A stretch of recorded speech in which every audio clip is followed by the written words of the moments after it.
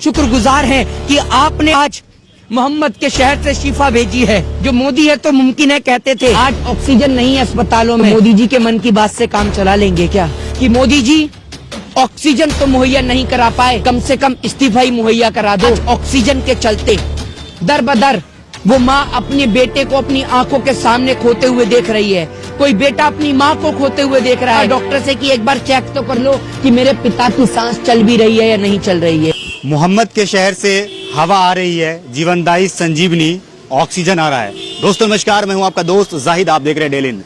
जिस मोहम्मद के बारे में नरसिंहा सिंह आनंद के द्वारा अपजनिक बातें कही गई थी, आज उसी शहर से जो है ऑक्सीजन आ रहा है। जिस तरीके से अभी आपको मालूम है कोविड-19 की वजह से हजारों लोगों की जिंदगी जा रही है, लोग बगैर ऑक्सीजन के मर रहे हैं। मेरे साथ यहाँ पे मोहित शर्मा जुड़े हैं कि जिस तरीके से हमारे देश के अंदर नफरत फैलाई जा रही है, लगातार जो है मुसलमानों के लेकर के लगातार हिंदू मुसलमान यहाँ पे किया जा रहा है। सबसे पहला सवाल ये है कि जिस मोहम्मद सल्लल्लाहु अलैहि वसल्लम के बारे में जो अपजनिक बातें कही जा रही थी, आज उसी मोहम्मद के शहर से हमारे हिंदुस्तान में चाहे वो हिंदू हो या मुसलमान हो, उसकी जिंदगी बचाने के लिए ऑक्सीजन आ रहा है। देखिए, आज मैं किसी पे आरोप और प्रत्यारोपण बिल्कुल नहीं करूंगा। ये समय, जिस समय पूरे देश के अंदर देशवासियों को एक साथ एकजुट होकर एक भाई की हैसियत से, एक पिता की हैसियत से आज पूरे हिंदुस्तान के साथ खड़ा रहना है।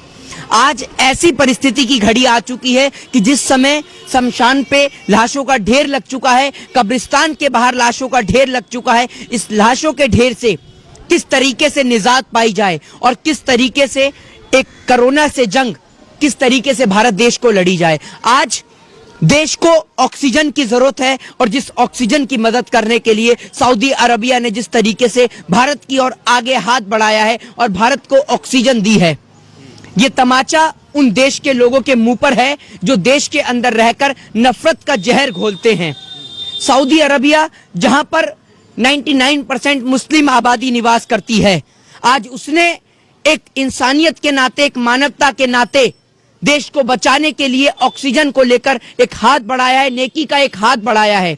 और इस नेकी के हाथ में पूरे विश्व से हम गुहार लगाते हैं कि वो हिंदुस्तान के साथ स्टैंड होकर खड़ा रहे, क्योंकि जब हम इस जंग से लड़ पाएंगे, जब हमारे देश के अंदर नफरत को दूर किया जाएगा और देश का हर एक नागरिक साथ खड़ा होगा एक दूसरे नागरिक के साथ में, वो जाति और धर्म के नाते नहीं, इंसानियत और मानवता के नाते। और मोदी जी को कहना चाहूंगा कि मोदी जी ऑक्सीजन तो मुहैया नहीं करा पाए, कम से कम इस्तीफा ही मुहैया करा दो, क्योंकि आप ऑक्सीजन तो दे नहीं पा रहे। आत्मनिर्भर भारत है, खुद ही जी लेगा, क्योंकि आज ऑक्सीजन के चलते दर बदर वो माँ अपने बेटे को अपनी आंखों के सामने खोते हुए देख रही है। कोई बेटा अपनी माँ को खोते हुए देख रहा है। कोई कह रहा है कि एक बार डॉक्टर से कि एक बार चेक तो कर लो कि मेरे पिता की सांस चल भी रही है या नहीं चल रही है। वो लोग जो देश के अंदर कहते थे मोदी है तो मुमकिन है, एक बार अस्पताल के बाहर जाकर आज कहकर दिखा दो कि मोदी है तो मुमकिन है। आप लोगों को पता चल जाएगा कि मोदी है तो लाशों के ढेर मुमकिन है। लेकिन आज इन सब बातों को ना किया जाए तो बेहतर है, क्योंकि आज देश एक बहुत बड़ी परिस्थिति से जूझ रहा है और हमें इस परिस्थिति से भारत को, इंडिया को निजात दिलानी है। और अगर निजात सोशल डिस्टेंसिंग से मिलती है तो हम भी पालन करेंगे। अगर निजात मास्क से मिलेगी तो बिल्कुल मेरी जेब में है, और जब मैं अगर आपको बोल रहा हूं तो मैंने मास्क नहीं लगाया है, लेकिन अगर मास्क से निजात मिलेगी तो हम मास्क भी लगाएंगे। लेकिन बेशर्त सरकार की जो जिम्मेदारियां हैं, सरकार को भी उन जिम्मेदारियों का पालन करना चाहिए। समझ रहे हैं? अगर ये मास्क से लोगों की जान बचती है तो हम भी लगाते हैं, हम भी इस जंग में देश के साथ, स्टैंड के साथ खड़े हैं। लेकिन सरकार की जो जिम्मेदारियां हैं कि देश के अंदर लोगों को ऑक्सीजन मुहैया कराने की, बेड मुहैया कराने की, सरकार अपनी जिम्मेदारियों से हाथ परे नहीं कर सकती। आज पूरा देश इस महामारी से जूझ रहा है और प्रधानमंत्री मोदी बंगाल में रैली करें या बांग्लादेश जाएं तो ये बिल्कुल भी ठीक नहीं लगता। और देश के अंदर की जो परिस्थिति है हिंदू मुस्लिम को लेकर, विदेशी मीडिया ने जो है प्रधानमंत्री मोदी को फेल्योर बताया। हमारा हिंदुस्तान जहन्नुम नहीं, हमारे हिंदुस्तान को जहन्नुम बनाने वाले इस देश के कुछ नेता हैं। घर के अंदर अगर कोई एक सांप घुस जाए तो लोग यूं नहीं कह सकते कि पूरे घर में सबको ढसने वाले लोग हैं, उस सांप को दूर किया जाता है। घर में अगर कोई एक व्यक्ति जहर घोलता है तो घर के सभी लोग खराब नहीं होते। समझ रहे हैं? हमारा हिंदुस्तान आज परिस्थिति से जूझ रहा है और हमें इस बात का यकीन है कि हम इस परिस्थिति से जल्द बाहर निकलेंगे। और उन लोगों के लिए कहना चाहता हूं जो मोदी है तो मुमकिन है कहते थे, तो आज ऑक्सीजन नहीं है अस्पतालों में, तो मोदी जी के मन की बात से काम चला लेंगे क्या? ऑक्सीजन तो नहीं है, मन की बात से काम चलेगा तो बताइए। और जिस बच्ची ने गुल्लक फोड़कर पीएम केयर फंड में पैसा दिया था, आज आप उस बच्ची के लिए क्या कहेंगे? आज उस बच्ची को ऑक्सीजन का सिलेंडर मुहैया नहीं हो पा रहा है, तो क्या ये हमारे देश के लिए एक गंभीर प्रश्न और सवाल खड़ा नहीं होता? और आपको एक बात बता दूं कि भैया देश के अंदर देश के गृह मंत्री बाप बंगाल में, बेटा आईपीएल में और देश आईसीयू में है।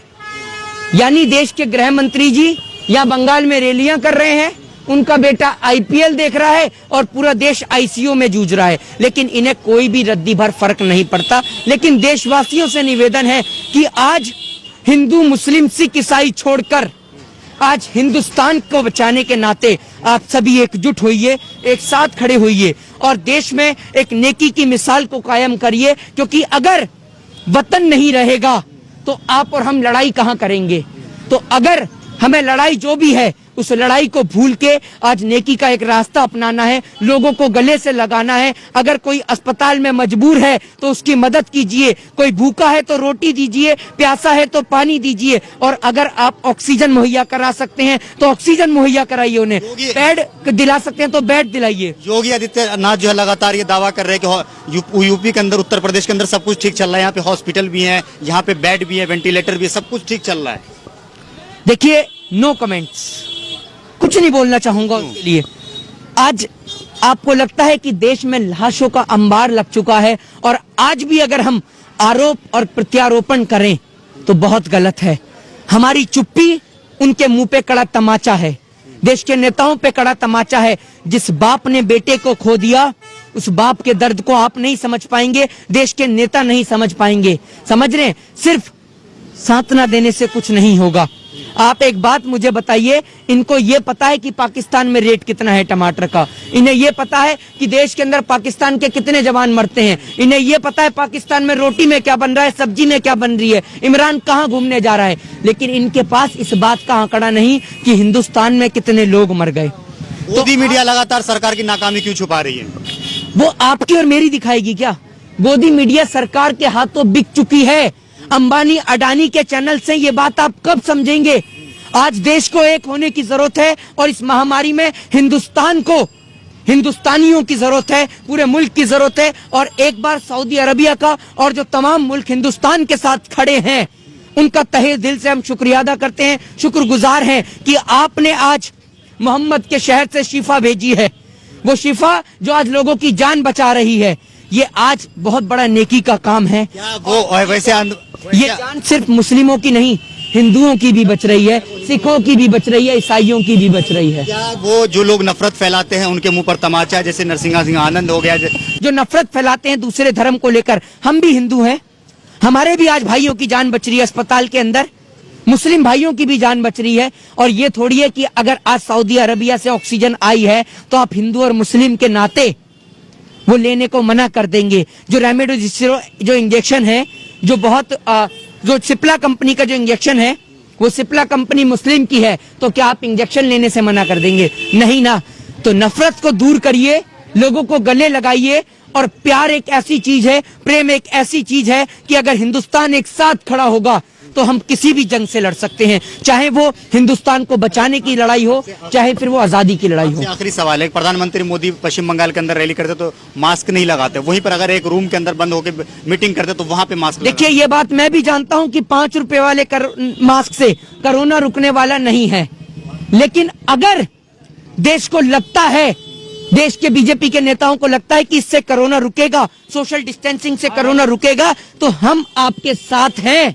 लेकिन आप लोगों को बेड तो मुहैया कराइए। आप कश्मीर में प्लॉट दिलाने की बात करते हैं, लेकिन आपकी सरकार की औकात अस्पताल में बेड दिलाने की नहीं है, तो क्या आपको शर्म नहीं आती इस हिंदुस्तान में रहकर?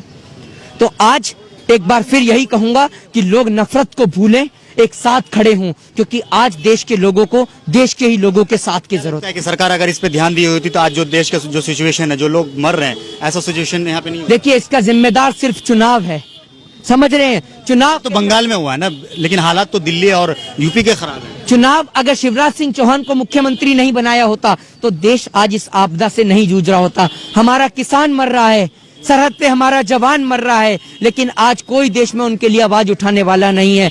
मंदिर मस्जिद गिरजा घर के चलते, धर्म की अफीम के चलते आज हिंदुस्तान को, मुल्क को तबाह करा जा रहा है। ये लोगों को समझना होगा, एक साथ खड़ा होना होगा और देश में प्रेम को बांटना होगा। जय हिंद, जय भारत, वंदे मातरम। तो मेरे साथ यहाँ पे मोहित शर्मा जी रहे थे। आपको मालूम है कि कई जगह से आपने ये देखा होगा कि मस्जिद को जो है हॉस्पिटल में बदल दिया गया है, वहीं पर गुरुद्वारे को हॉस्पिटल में बदल दिया गया, वहीं पर मंदिर को गुरुद्वारे में, ये मंदिर को जो हॉस्पिटल में बदल दिया गया। तो ये वैसे लोगों के लिए मुंह पर तमाचा है जो हमेशा हिंदू मुसलमान करते हैं, हिंदू मुसलमान के बीच नफरत फैलाते हैं। आपको क्या लगता है? वीडियो के नीचे कमेंट करके जरूर बताएगा। वीडियो अगर आपको अच्छा लगा तो इसे लाइक और शेयर जरूर कीजिएगा। जय हिंद, जय भारत, अपना ख्याल रखिए, हंसते रहिए, मुस्कुराते रहिए।